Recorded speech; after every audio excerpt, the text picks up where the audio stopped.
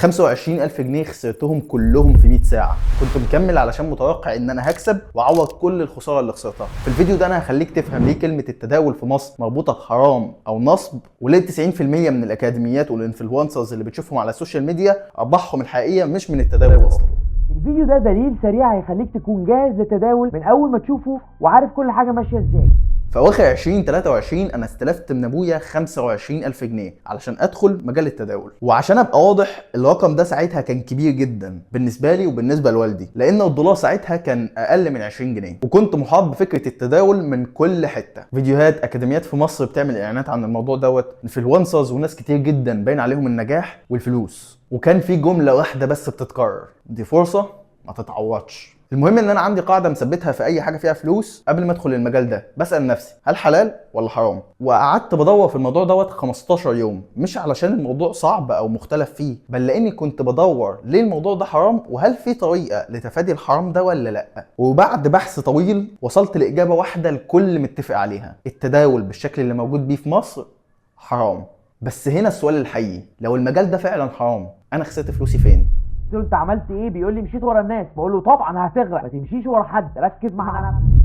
من اواخر 23 لنص 24 انا ما كنتش بعمل حاجه في حياتي غير اني ببحث في موضوع التداول، بتعلم تحليل الاسواق وبفهم الفرق ما بين كل سوق والتاني، وبحاول ادور على السوق الحلال القانوني والمضمون. وبعد كل البحث ده انا طلعت بحاجه واحده بس: لو قلنا ان التداول 10 مجالات، ففي 9 منهم مش هيتجمع فيهم الثلاث عناصر الا سوق واحد بس، سوق الاسهم. وانا بتعلم اكتشفت ان ابسط صوره لتحليل كلمه التداول هي انك بتشتري، بتستنى، وتبيع. والفرق الحقيقي مش في العملية دي، الفرق اللي بيخلي سوق حلال وسوق حرام حاجة تانية خالص: الحاجة اللي انت بتشتريها. يعني مثلا سوق الاسهم انت بتشتري فيه اسهم، سوق الفوركس انت بتشتري فيه عملات اجنبية، سوق الكريبتو انت بتشتري فيه عملات رقمية زي البيتكوين مثلا، وهكذا وهكذا. وده الفرق اللي بيخلي تداول معين يكون حلال وقانوني والتاني لا. وفي نوعين من الاسواق هم اللي انا هتكلم عنهم في الفيديو ده، لان هم اللي فيهم كل المشاكل دي. سوق الفوركس، وده اكتر سوق بيتسوق له من الاكاديميات في مصر، لانه سوق مش منظم ومعلهوش رقابه عاليه، واصلا الاغلب فيه بيتعامل مع وسطاء اجانب. ولكن رغم كل ده، فدار الافتاء المصريه محرمه سوق الفوركس ومحرمه التداول فيه والتربح منه اكيد. والاهم اكتر من الاهم الاولى هي ان اصلا الشركات اللي بتشتغل في المجال دوت، اللي بتحاول تعلم الناس ازاي تدخل السوق ده، ارباحهم الحقيقيه مش من التداول، ارباحهم الحقيقيه من حاجه اسمها التسويق الشبكي. انا اجيب حد وحد يجيب حد وحد يجيب حد وهكذا، وكل واحد ياخد عموله على التاني. وموضوع التسويق الشبكي ده عنوان لفيديو تاني. والسوق التاني اللي معمول الفيديو ده مخصوص علشانه هو اكتر سوق حرام ومش قانوني ومعلهوش رقابه دوليه كبيره، لانه في الحقيقه مش بيعتمد على اصل الناس كلها متفقين عليه. يعني ايه؟ سوق الفوركس مثلا في اصل الناس كلها بتعتمد عليه، وهو سعر العمله دي مقابل الثانيه. سعر الدولار النهارده كام؟ دي حاجه كلنا هنتفق عليها، لها قاعده مركزيه الناس كلها بترجع لها عشان تسال عن السعر ده، دي حاجه مش هتتغير. سوق الاسهم مثلا، سعر ابل النهارده مثلا ب 200 دولار، كلنا عارفين انه ب 200 دولار، متسجله في اوراق رسميه ان سعر السهم دوت النهارده كذا، عليها رقابه وفي حكومات بتحط التزامات على الشركات دي. لكن السوق الاخير ده بقى ما فيهوش اي حاجه من اللي انا قلتها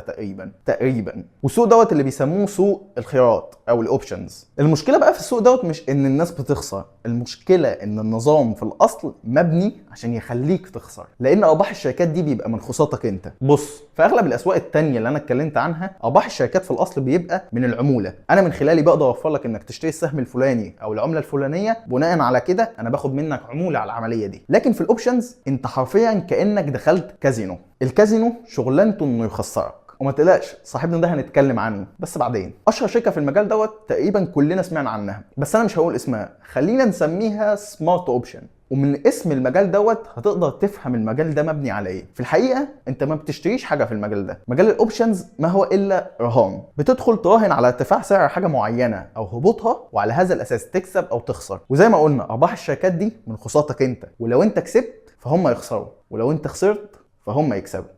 والمستفيد الاكبر من العمليه دي كلها هي الشركات والناس اللي بتعمل اعلانات ودعايه للشركات دي، لان بيبقى ليهم نسبه من خسارتك انت، فكله بينصص فيها في الاخر. عمرك سمعت عن قصه حد حقق ثراء فاحش من القمار؟ اكيد لا. ليه؟ لان الكازينوهات في الاصل مصممه ان هي تلعب ضدك. النظام في الكازينوهات بيبقى هدفه الوحيد انه يخسرك. ففي الاول ممكن يكسبك 100 200 300، لكن في النهايه هو بيجر رجلك عشان تخسر كل اللي معاك. وده نفس السيستم اللي بيستخدموه في الاوبشنز، لان المتحكم الوحيد في ارتفاع سعر حاجه او هبوطها هو الموقع اللي انت بتتعامل معاه. فبناء عليه ليه اخسر قصاد مكسبك؟ طب ما نكسب قصاد خسارتك. ولو سمعت حلقه كريم السيد مع منتصر، الحلقه دي لو سمعتها باهتمام زايد شويه هتقدر تفهم ليه اللي بيخش المجال دوت ما بيخرجش منه غير خسران كل حاجه. في فكره واحده بس بتفضل دايره في دماغك طول ما انت في مجال التداول، ودي هي نفس الفكره اللي خلتني اخسر كل الفلوس ديت وما اخرجش من المجال ده غير وانا خسران كل حاجه. لان مع كل ساعه بتعدي وكل صفقه بتفتحها انت بتبقى مفكر ان هي دي الصفقه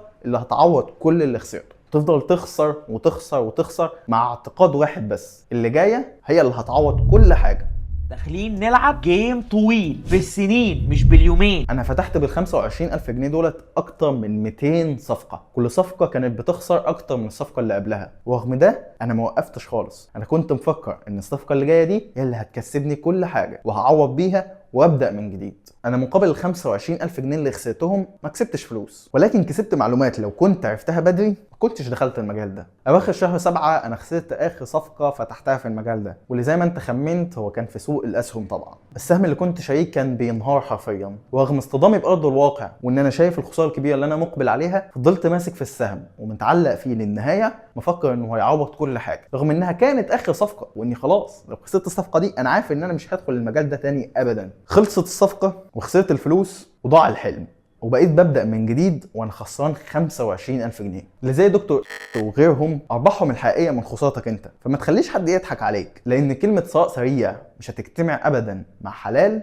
وقانوني. مجال التداول هو حاجه فعلا موجوده وقانونيه وفي منها الحلال زي السوق اللي انا دخلت فيه، ولكن هو مجال بيحتاج حكمه كبيره وراس مال كبير، واهم حاجه انك تبقى متعلم اداره مخاطر كويس جدا. مش هتلاقيني في نهايه الفيديو دوت بقولك ان انا عندي كورس في المجال دوت او ان دي كانت حلقه انهيار وبعدها بدات اكسب. دي كانت نهايتي مع قصه التداول، واللي مش ناوي ان انا ادخلها تاني ابدا مهما كان، لان المجال ده استنزفني ذهنيا جدا، ويمكن كمان كان اصعب خطوه انا خدتها في حياتي. ورغم كده كان هو البدايه اللي خلتني ابدا فريلانسنج واطلع فلوس حقيقيه حلال قانونيه عن طريق مهاره انا اتعلمتها. فلو عايز نعمل فيديو عن النقطه دي قول لي في الكومنتات وشوف الفيديو ده عشان هيعجبك.